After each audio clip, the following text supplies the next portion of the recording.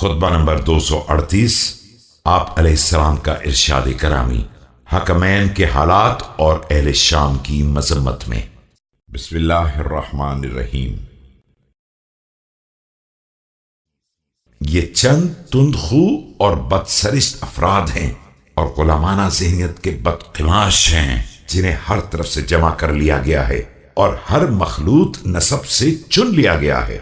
یہ لوگ اس قابل تھے کہ انہیں مذہب سکھایا جائے، مؤدب بنایا جائے، تعلیم دی جائے اور تربیت یافتہ بنایا جائے، ان پر لوگوں کو حاکم بنایا جائے اور ان کا ہاتھ پکڑ کر چلایا جائے۔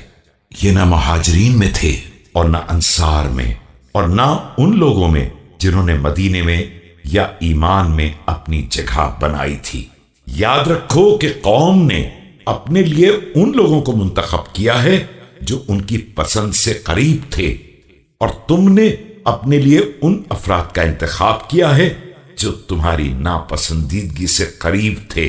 ابھی تمہارا اور عبداللہ ابن قیس کا زمانہ کل ہی کا ہے جب وہ یہ کہہ رہا تھا کہ یہ جنگ ایک فتنہ ہے، لہذا اپنی کمانوں کو توڑ ڈالو اور تلواروں کو نیام میں رکھ لو۔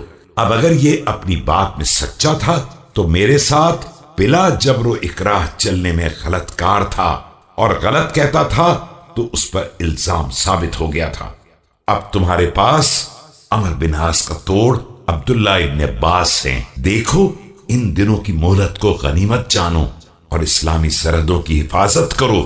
کیا تم نہیں دیکھ رہے ہو کہ تمہارے شہروں پر حملے ہو رہے ہیں اور تمہاری طاقت و قوت کو نشانہ بنایا جا رہا ہے؟